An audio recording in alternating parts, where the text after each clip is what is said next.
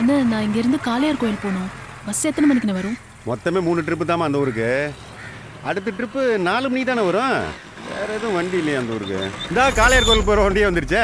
ஏப்பா சின்னத்தோர, இந்த பொண்ணு உங்க ஊருக்கு தான் போகணுமா? கொண்டு போய் கொஞ்சம் இறக்கி விட்டுறேன். அம்மா தட்டு வண்டின்னு பார்க்காத, ஏறி போயிடு. வேற வண்டி எதுவும் வராது. வாங்க. ஃப்ராட். எங்க லட்டு மாதிரி ஒரு பொண்ணு பார்த்ததும் மனசு கேட்டு போய் கோச்சனூர் போய் சொல்லிட்டேன். அது என்னமோ பெரிய தப்பு மாதிரி பேசுறீங்க. உங்களை பார்த்து பஸ்ஸை விட்டு இறங்கினதுல 1 லட்சம் ரூபாய் வயத்துல பஸ்ஸோடய போச்சு தெரியுமா? சும்மா சும்மா முறைச்சிக்கிட்டு. சரி, காளையார் கோயில்ல நீங்க எங்க போகணும்? பொத்தாரி வீட்டுக்கு. பொத்தாரி வீடு தானே, போயிருவோம்.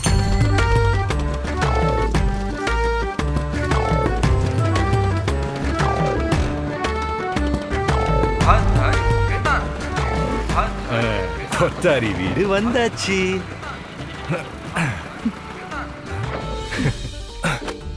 எங்க யாரையும் காணோம். பொத்தாரி பொத்தாரி பொத்தாரி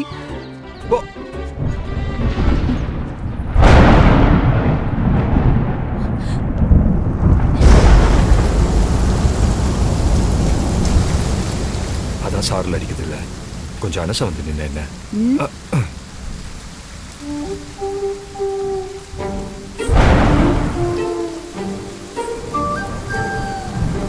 ஏங்க வரும்போதே உங்ககிட்ட ஒன்று சொல்லணும்னு நினைச்சேன். நேற்று நைட் எனக்கு ஒரு கனவுங்க. உங்களுக்கு எனக்கும் சாமிமலை முருகன் கோயில்ல கல்யாணம் ஆச்சு. கல்யாணம் ஆயிட்டு 2 பேர் சந்தோஷமா அம்பாசிடர் கார்ல வந்துட்டு இருக்கோம். திடீர்னு குறுக்கால ஒரு வண்டி வந்து நம்ம வண்டி ஆக்சிடென்ட் ஆயிடுச்சு. உன்ன மாதிரி ஒரு பையல கல்யாணம் பண்ணிக்கிட்டா ஆக்சிடென்ட் ஆகாம வேற என்ன ஆகும்?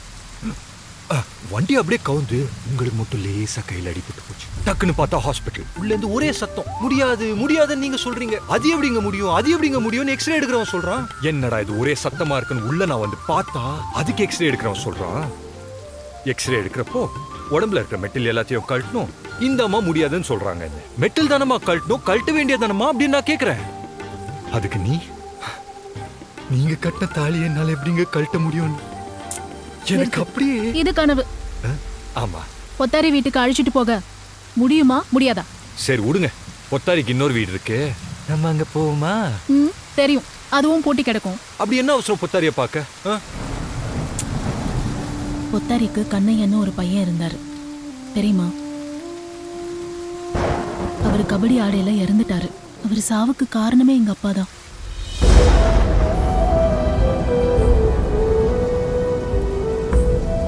இன்னைக்கு அவரோட நினைவு நாள். எத்தனையோ தடவை அவங்க வீட்டுக்கு போகணும்னு நினைச்சிருக்கேன், ஆனா நடக்கல.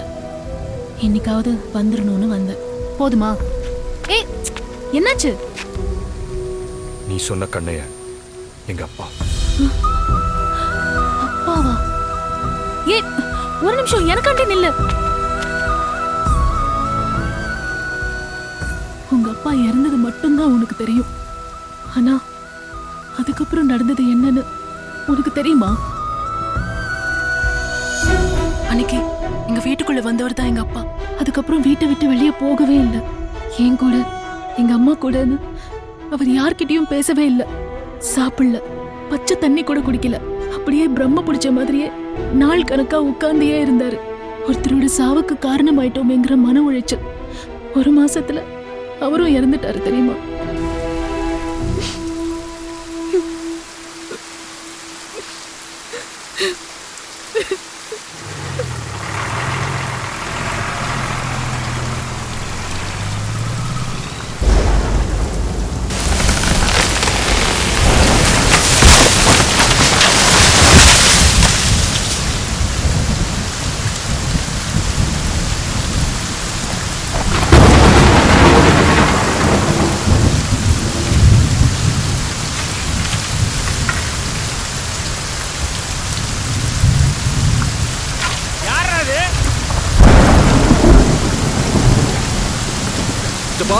சித்தப்பாவா? ஏண்டா என்ன எங்க குடும்பம் நடுத்தருக்கு வந்துருச்சா இல்லையான்னு உன்னை போய் பார்த்துட்டு வர சொன்னாலாங்க.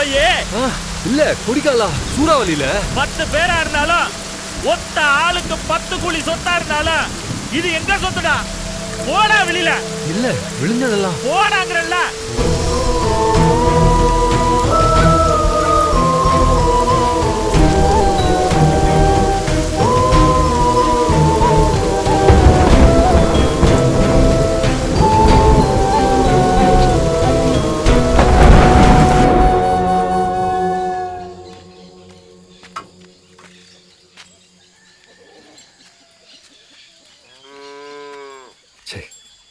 இப்படி ஆயிப்போச்சு.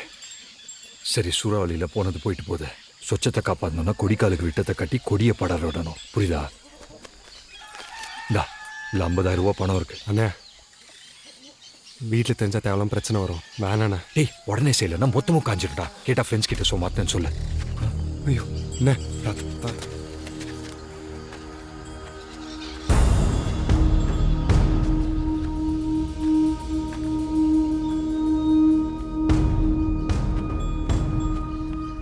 சொல்கிறதும் செய்கிறதும் ஒன்றா இருக்கணும்னு நினைக்கிறவனா, இனியும் கொடுக்கல் வாங்கல்னு தொட்டு தொடரணும்னு நினச்சா உன்னையும் சேர்த்துல முடிக்கிடுவேன்.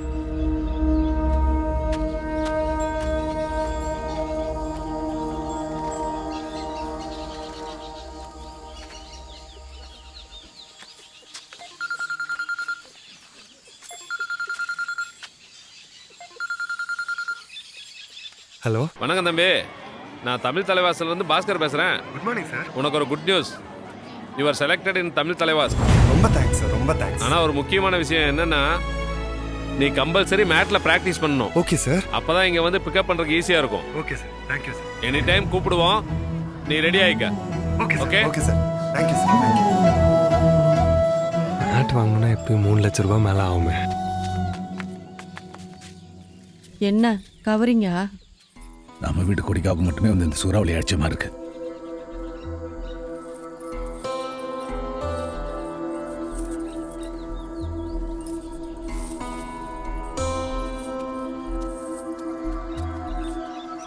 என்னப்பா? ஒன்றும் இல்லைப்பா. சரியா, இது அவன் சித்தப்பாட்ட கொடுத்துரு.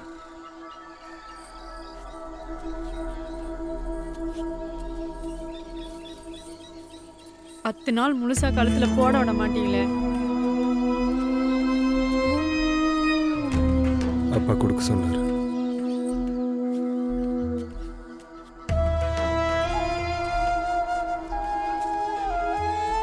சச்சி, நகை அடகு வைக்க வேண்டாம். வட்டி வட்டின்னு உழைச்ச காசு எல்லாம் வட்டியாக கட்டினது போதும். வித்துரு.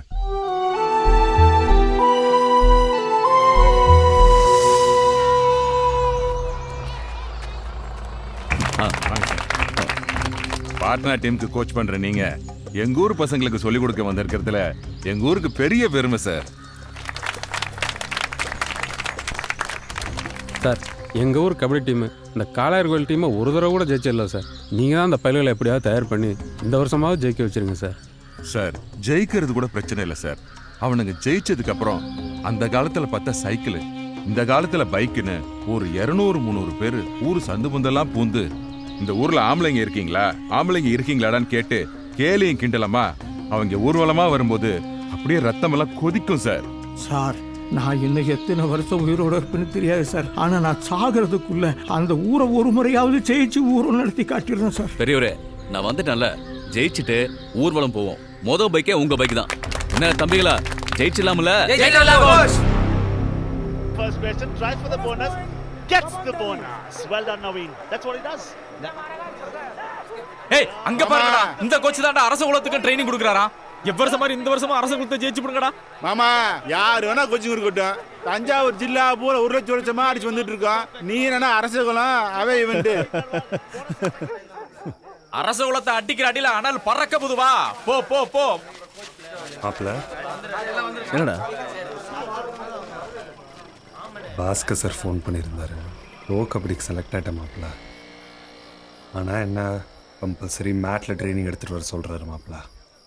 குடும்பம் இப்போ இருக்கிற சூழலில் மேட்டுக்கு பணம் கேட்க முடியாது. மேட்டு வாங்காமல் செலக்ட் ஆன விஷயத்தை வீட்டில் சொல்லியும் பிரயோஜனம் கிடையாது. நீ ஒரு ஹெல்ப் பண்ணுறியா? ஒரு 3 லட்ச ரூபாய் பணம் தேவைப்படுது மாப்பிள்ள.